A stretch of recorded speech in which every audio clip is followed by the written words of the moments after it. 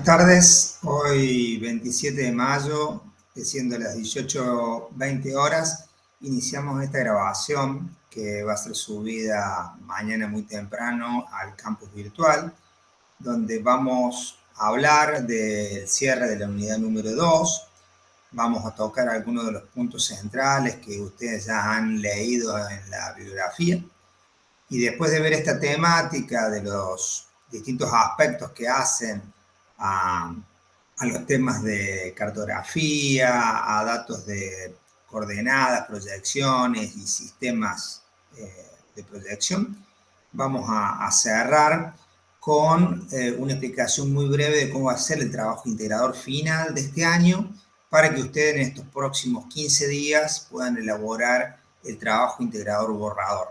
Así que iniciamos con la primera parte de la clase, que va a tener que ver con el cierre de la unidad número 2 y posterior a lo que les comentaba de la parte práctica.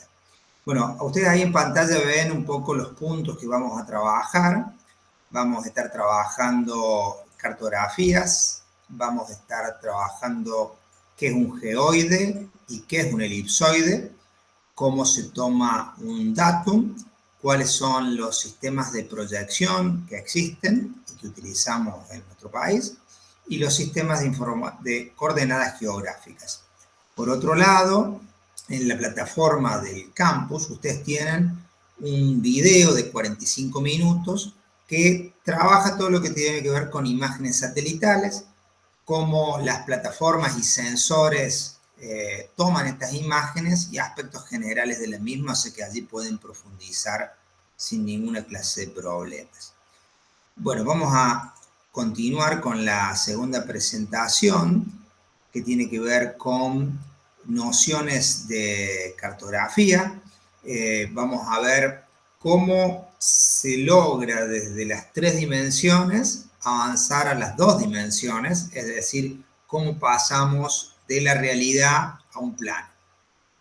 La primera explicación tiene que ver con desde dónde parte la mirada de esta asignatura, vinculando a la cartografía, que es una ciencia compleja, muy profunda, que tiene múltiples definiciones, análisis que tienen que ver con la física, con la matemática, con la geografía, y que de alguna manera estudian y permiten la elaboración de mapas.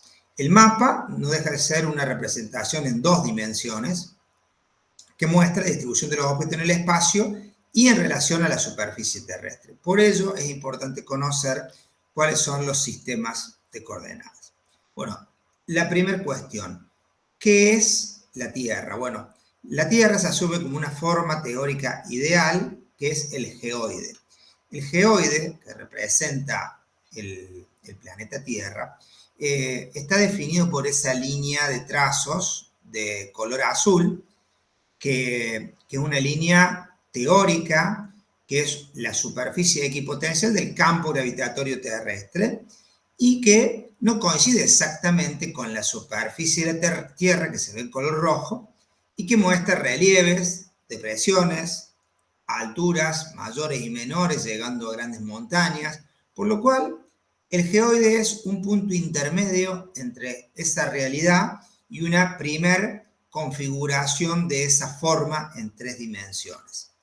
Si uno va haciendo el paso de esa superficie de la Tierra al geoide, necesitamos una forma de carácter regular para que esa forma de carácter regular nos defina cuál es la forma de la Tierra.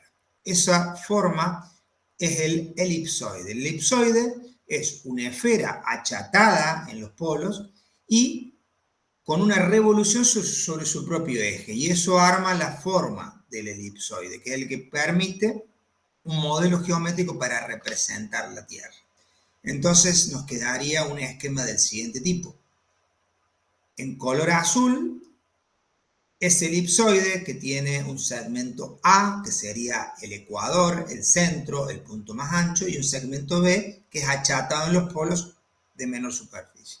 Luego se ve en rojo y en gris tanto el geoide como la forma real de la Tierra, ¿sí? Entonces, en este esquema muy básico de lo que estamos entendiendo como una elipse que se gira por su eje y transforma en un elipsoide en el eje central, podemos entender más claramente cuál es la idea de por qué se necesita crear esta forma regular en 3 dimensiones que es el elipsoide y cómo el elipsoide termina siendo el elemento que nos permite entender mejor la forma de la Tierra. Bueno, los parámetros básicos que tenemos para analizar. El primer punto sería esa longitud en el ecuador, que sería el punto más ancho de ese elipsoide, que está pintada en color verde. Desde el centro de la Tierra, 2 ejes, uno en X y uno en Y. Uno va hacia el polo, otro va hacia el ecuador. Y la forma, en definitiva, de ese elipsoide. O sea que tenemos la longitud de los radios ecuatorial, de Ecuador, el que está en el medio, y el menor, que sería el polar, porque ese anillo que ustedes ven, que es el Ecuador, que está en el centro, después se va reduciendo hasta llegar a 0 en el polo. O sea, se reduce hacia el norte como hacia el sur. En cambio, en el otro sentido, en el sentido de lo que serían los meridianos, son como gajos de una naranja que tendrían todas similares características, ¿sí? El geoide, ¿sí? Nos permite, de alguna manera, entender esa propuesta de volumen en 3 dimensiones, debido a lo que yo les comentaba recién, las depresiones, ondulaciones a escala local, causado por las montañas, las definiciones que tienen que ver con las características del terreno, definen ese geoide, definen cómo está conformado ese geoide. Los modelos que contemplan diferencias de la superficie se llaman geoides. Estaría representado en aquel esquema que simplifica lo que veíamos recién. Entre el elipsoide y el geoide hay diferencias y así se pueden definir lo que son los puntos fundamentales que coinciden entre la forma real de ese geoide con la forma regular del elipsoide y que sería el punto fundamental. Ese punto fundamental es el datum que está formado por el elipsoide elegido y ese punto fundamental. ¿Sí? Estas definiciones que son teóricas las realizan cuando uno entra a un software, por ejemplo, como el QuantumGIS, la realiza el mismo software. Uno puede allí, en el software, cargar qué sistema de proyección va a utilizar y a partir de allí el software opera con esa información. No hace falta cargar de parte nuestra coordenadas, datos, ni mayores definiciones, solamente elegir el sistema apropiado. Por ello, en la Argentina, el datum que se elige en la Argentina fue cambiando con el tiempo.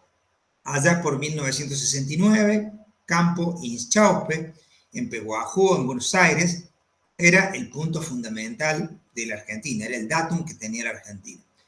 Con el avance de tecnología, ya en el año posterior al 69, ya en el año 84, el sistema de posicionamiento global, el que usan actualmente los sistemas de manejo satelital de los GPS, al colocar satélites en órbita puede hacer una lectura a nivel mundial. A partir de ese año 84, empieza un proceso para trasladar esa información preliminar, más modesta, con menor cantidad de precisión, que tenía que ver con Campo Inchauspe, hacia POSGAR 94, que es el acrónimo de Posiciones Geodésicas Argentinas,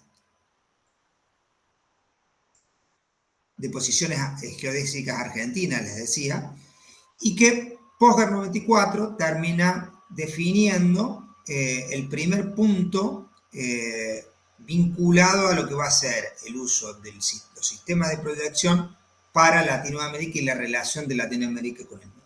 Después, en el año 2007, ya se avanza con una red mayor de puntos geodésicos en la Argentina y se logra lo que se denomina POSGAR 2007, o sea, 007.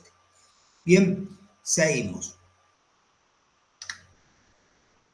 Entonces, una vez definido el objeto, es posible ubicar posiciones sobre ese objeto, tanto latitud como longitud. Ustedes cuando entran, por ejemplo, en Google Earth, pueden hacer la carga de grados, minutos y segundos desde una posición en la Tierra y lo pueden verificar. El sistema de proyección que utiliza es la proyección cilíndrica, que es como tomar una hoja de papel cuadriculada, ponerla alrededor del globo terráqueo y proyectar en ese cilindro lo que ese globo terráqueo me está definiendo. Esa proyección es la proyección cilíndrica. Entonces, bueno, en esto empezamos a pensar por qué debemos usar las proyecciones y de alguna manera cómo hacemos para pasar de lo que vemos del lado izquierdo de la imagen, que es el volumen en 3 dimensiones, hacia un plano en 2 dimensiones. Primer cuestión a conceptualizar. Vamos a necesitar un sistema de coordenadas para medir distancias entre objetos, puede ser entre ciudades o entre elementos que están dentro de un barrio o de barrios de una ciudad, áreas ocupadas por los objetos, si quiero medir una superficie de un radio urbano o de una fracción, las direcciones entre los objetos, si está hacia el norte, hacia el sur, hacia el este o hacia el oeste, y las escalas, que en definitiva uno las termina de definir a la hora de hacer una presentación, a la hora de imprimir un plano o un mapa, ¿no? Cuando hacemos un proceso de salida. Bien, la Tierra es redonda, entre comillas, pero es como trabajar sobre superficies planas. Necesito proyectar los datos de la esfera al plano. Dentro de lo que son las proyecciones de los mapas, se busca representar esa superficie de la Tierra o esa porción de la superficie de la Tierra en una superficie plana. Se usa para trasladar esas posiciones de 3 dimensiones de la Tierra a un plano. Ese es el pasaje de un elipsoide a un plano y que no es nada sencillo. Para eso los software nos dan una ayuda bastante importante. Ustedes piensen que este sistema de proyección que se puede utilizar es como si una luz brillante atravesara el globo y el globo proyectara sus características sobre una superficie. Entonces, puedo elegir superficies distintas, puedo orientar las superficies de maneras diferentes y puedo poner la luz en diferentes lugares. ¿Cómo se explica eso? Con estas imágenes de manera muy simple.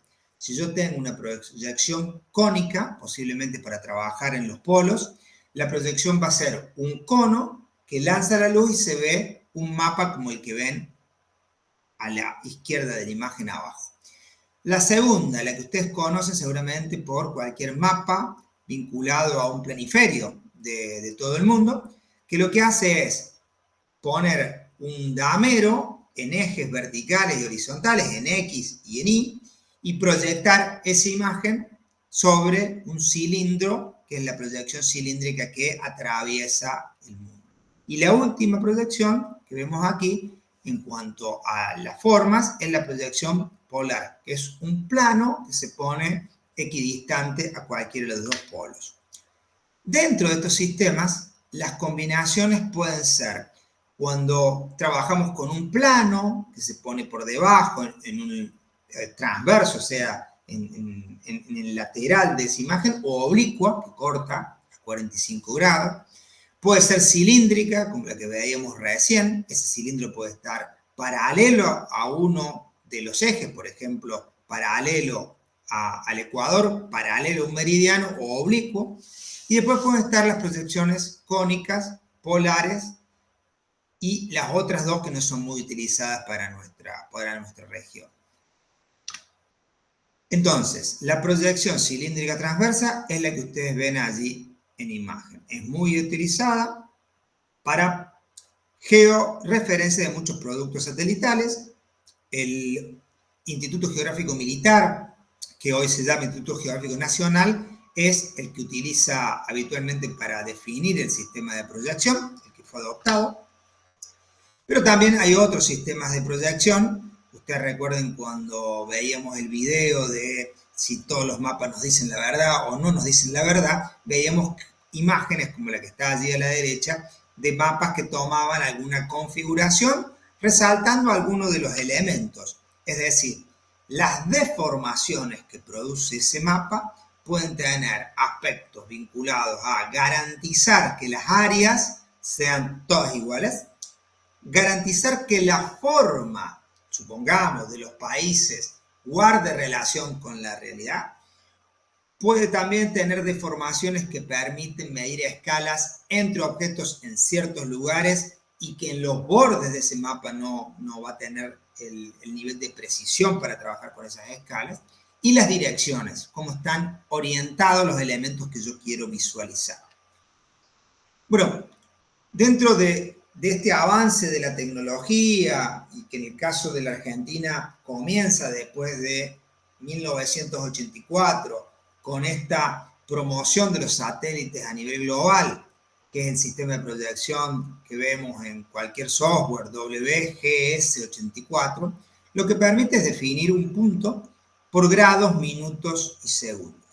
Desde el punto cero, que es la coincidencia entre el meridiano de Greenwich, entre paréntesis, Greenwich, meridiano de Greenwich, y Ecuador, desde allí se lanza el punto cero. Desde ese punto cero, como ven allí en la imagen, uno recorre en longitud hacia occidente o hacia oriente. Y eso va aumentando a medida que uno va avanzando en el globo terráqueo en grados, minutos y segundos. Uno primero avanza con la longitud, luego avanza con la latitud y logra, como lo muestra allí en la imagen, un punto único que dice que está marcando una latitud norte, es decir, fue del Ecuador hacia el Polo Norte, y una longitud este, es decir, fue del meridiano de Greenwich hacia el este.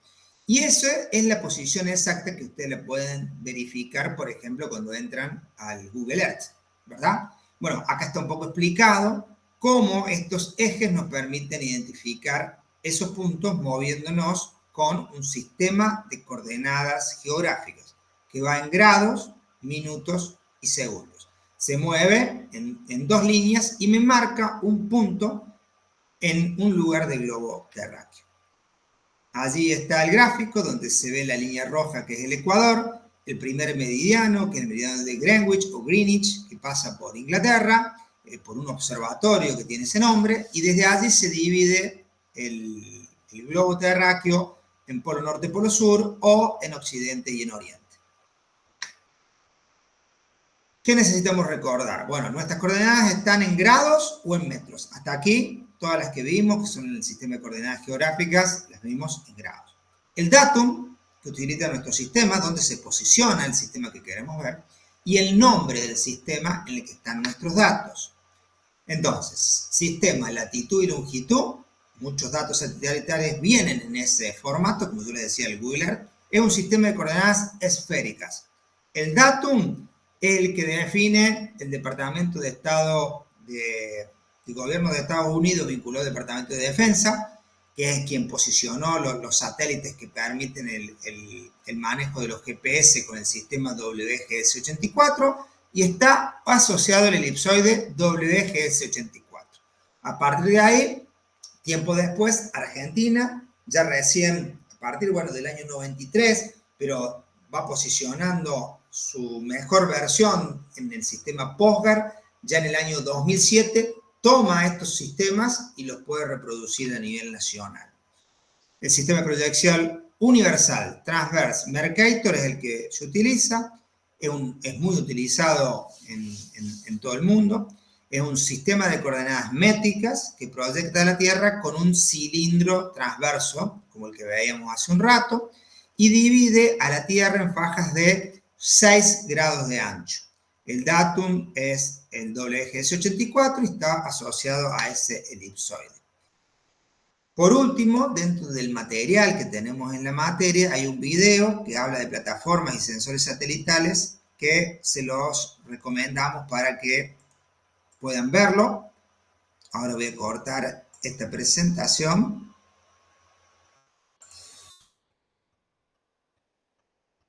Y comentarles que va a quedar esto grabado para que ustedes puedan visualizarlo. Este material se complementa con lo que veníamos viendo en esta unidad. Yo les quiero pedir que cumplimenten con los prácticos que nos quedan. Ya ahora empezamos a hablar un poquito de la segunda parte. Cumplimenten los prácticos pendientes, que hay algunos que ya estoy revisando y corrigiendo en el día de hoy, porque la intención es poder empezar con la propuesta del trabajo integrador final. El trabajo integrador final consiste, en primer lugar, lo que necesitamos es que ustedes definan si van a hacer una monografía final o un informe de QGIS. ¿En cuál de las dos opciones se pueden ustedes orientar? Bueno, el informe de QGIS es si ustedes ya han podido entrar al software, han podido cargar información en el software, capas, han podido hacer el práctico, han tenido algún nivel de manejo. Se van a la línea a hacer un trabajo integrador final sobre QGIS. ¿En qué consiste ese trabajo de QGIS? La intención, que está explicada en un paso a paso, que yo se los dejé subido al campus, es la siguiente: que ustedes puedan preparar en ese informe una propuesta de sistema de información geográfico, donde estén capturas de pantalla que den un avance de cómo se carga, por ejemplo, una capa, cómo se modifican sus propiedades, que puedan hacer una captura de pantalla de cómo están trabajando adentro de QGIS, cuáles son las herramientas que están utilizando, dónde se ven las capas, dónde se ve el área gráfica, categorizar, supongamos si ustedes tienen que armar la República Argentina y todas sus provincias, cómo se pueden visualizar en distintos colores las distintas provincias. Luego, cómo uno puede, picando arriba de la provincia de Córdoba, ver los atributos de esa capa, es decir, qué datos tienen adentro de la imagen, cómo a partir de ahí pueden preparar un plano donde ustedes tienen un diseño de esa impresión, los datos de ustedes, la escala gráfica, alguna leyenda que marca que esas son las provincias de la República Argentina. ¿Y cómo lo van haciendo? Bueno, ustedes en ese informe van haciendo un paso a paso de lo que ustedes logran, dando cuenta de cómo avanzan prácticamente, y esas imágenes van referenciando todo lo que van cargando en el proceso. Cargo la capa de las provincias, cargo de las ciudades capitales, o cargo la red vial, o cargo los ríos, y voy armando mi primer mapa, o mi segundo mapa, o mi tercer mapa. Voy contando ese relato, y si en algún momento de ese relato, de la parte práctica, pueden poner algo vinculado a si están usando capas vectoriales, contar de qué se trata una capa vectorial. Si están usando una imagen satelital, decir de qué tipo de imagen satelital están utilizando. Es decir, referenciar a algo que tenga que ver con lo que ya han visto en la asignatura. Hablar si ponen un sistema de proyección, por ejemplo, el sistema de proyección Gauss-Kruger o el sistema de proyección PostGar 07. Ustedes tienen que decirme cuál están utilizando y por qué lo están utilizando en un pequeño apartado. Eso ayuda mucho y suma muchísimo al informe, no solo procesar la información, sino dar datos que ustedes ya han aprendido de alguna manera en lo teórico o en lo conceptual y lo vuelcan en lo práctico. Estoy usando tal sistema, lo bajé de la página de IDECOR o lo bajé de la página de IGN, de allí tomé, lo pasé a mi computadora y acá lo estoy visualizando. Siempre recuerden que es muy importante hablar de la fuente, o sea, de dónde saqué el dato, dónde lo obtuve, desde qué lugar y cómo lo puedo visualizar. Y bueno, y después al final, en el cierre ya de esa propuesta de trabajo con QGIS, hago un cierre de reflexión final y conclusión. Eso para quienes vayan hacia el camino del QGIS. Para el caso de aquellos que no han tenido demasiada capacidad por una cuestión de tiempo, por una cuestión de que la computadora no les ayudó, por una cuestión de que la herramienta informática les cuesta, pueden hacer una monografía final. Es decir, conceptualizar acerca de los sistemas de información geográfica y el rol de un licenciado en desarrollo local y el desarrollo de un proyecto de desarrollo local. relacionar sistema de información y desarrollo local. Esa monografía sería bueno que tenga como una introducción de cuál va a ser el tema que van a desarrollar, cuáles van a ser los puntos que van a tocar de los sistemas de información geográficos, definir aspectos generales de los sistemas de información geográfica, es decir, allí conceptualizar.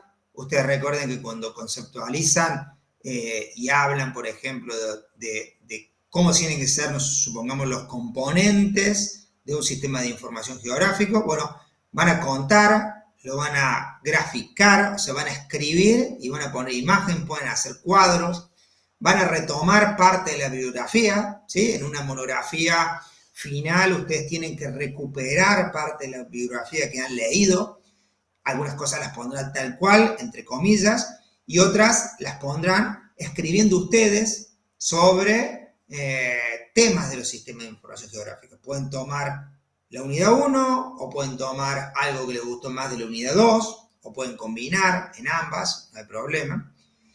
Y así pueden desarrollar algunos de los puntos centrales. Recuerden lo que vimos en todo lo que sea representación raster o vectorial, cuáles son las ventajas y desventajas, realizar algún cuadro. Es decir, tratar la temática en esa monografía para avanzar de lo general a lo particular de los sistemas de información y qué aporta, esto ustedes ya lo han detallado en los foros que hemos hecho, ya lo vienen trabajando, pueden recuperar información desde ahí, cómo esto impacta de manera positiva en el perfil de un licenciado en desarrollo y en el desempeño de un proyecto que haga un licenciado en desarrollo.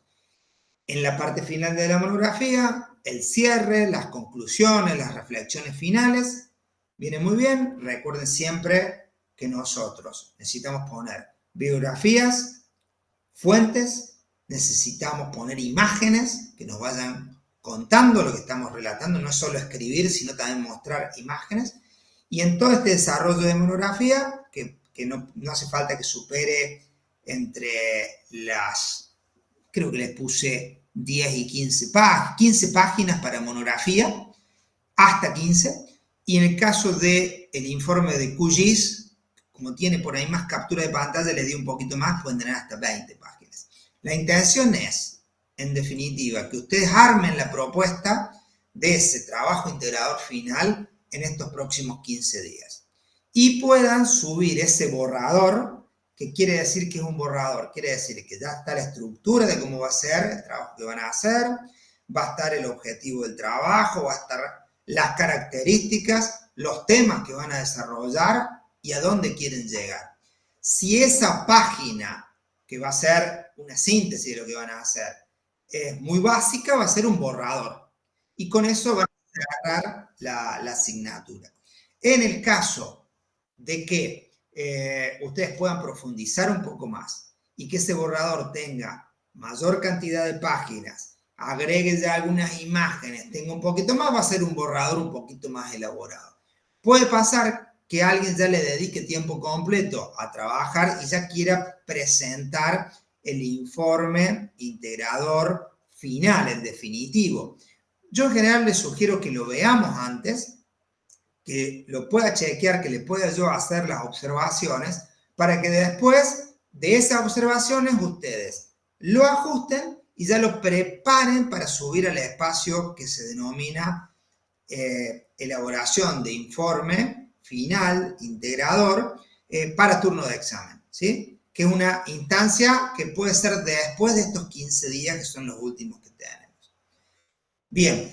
Para sintetizar y cerrar lo de hoy, lo importante sería, paso número 1, trabajar los prácticos pendientes. Si nos quedaba algún foro, si nos quedaba algún desarrollo de la asignatura, nos queda hasta fin del cuatrimestre estos 15 días para completar.